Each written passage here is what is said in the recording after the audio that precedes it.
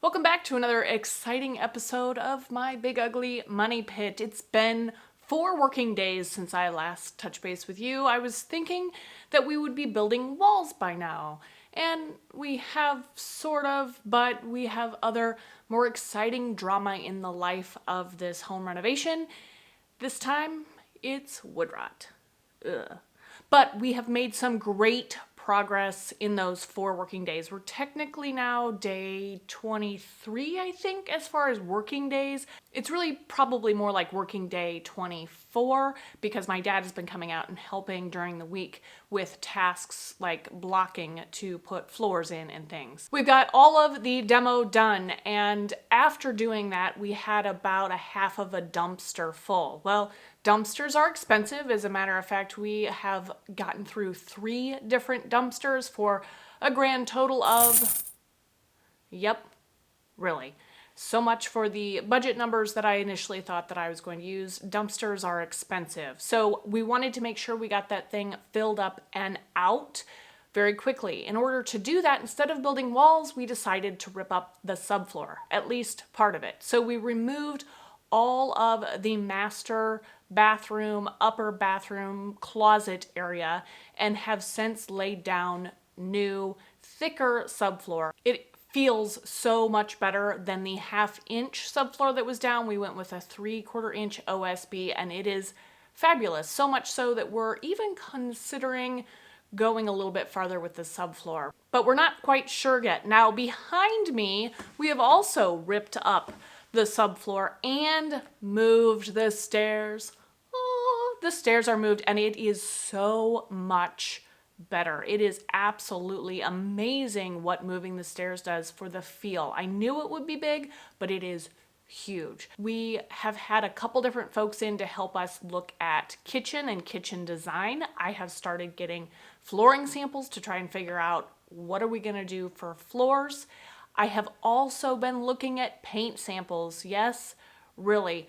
Paint samples on the exterior of the home in addition to the interior. Why the exterior? Because turns out that the door behind me has to be replaced sooner than later because that is where we found all of the wood rot. We went to go put the new joists in to span the opening where the stairs were in order to move those stairs and make that a larger dining/kitchen area. And guess what? More rot. That door is leaking, which means that we need to replace that door now versus later. And there's a whole host of options in exterior doors that I had no idea that you had to deal with and decide upon, from grills to door handles to interior and exterior colors. Well, with the exterior color that you have to decide for the external door, I got to figure out what kind of color scheme are we going to go with on the outside of the house. Right now, the colors I'm considering are kind of an off-white color, and then I have lots of votes in my house for green to be the outside color. So we've thrown a couple colors up on the outside of the wall, hidden so that I don't have to look at them until we are ready to actually paint. But we're trying to figure out and decide what are we going to do there. Speaking of doors and windows, we also got the new window for the 5th bedroom in. I'm very excited to see it here. Now we just need it to warm up so we can actually put it in place. While we did not get nearly as many walls put up as we had hoped to, we did get 1 wall put up, and then my dad has prepped everything to put in another wall in the basement. In addition to doing the walls, we've kind of sort of wandered along the path of, oh yeah, we got to deal with the ductwork in this house. The furnace and AC were replaced right before it went on the market. But with all the walls open, we are looking at the ductwork and thinking, number one, it's in a weird place for putting walls back up and having the humps in the ceiling in the basement. But we also realized there's a lot of really weird, wonky, not to code things with the ductwork that we need to get up to speed. So I am working on collecting estimates from various HVAC folks to figure out what exactly we need to do and how much it's going to cost. We appreciate all of the help that we have received from family and friends to really get us to this point.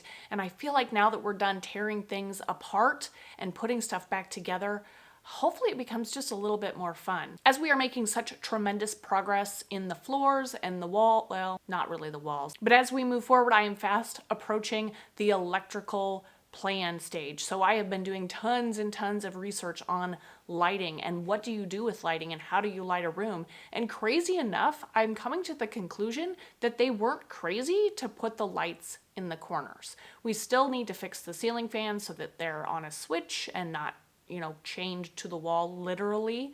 But I'm looking at all the electrical design ideas and all the new things that are coming out when it comes to residential lighting, and wow, it is a rabbit hole I have thoroughly enjoyed going down, and I will share how I'm deciding what I'm going to do for my electrical plan in another video because it is fascinating. We will continue to move along in the next couple of weekends with the floor in the dining room, making sure that we get the kitchen subfloor up and put that floor down as well, and then we will move on to the walls. Hopefully I will have bids from HVAC folks by then, and we can have a better idea of timing for getting that stuff done, and then hopefully put the walls in place so that we can have our plumber come in and get the electrical going.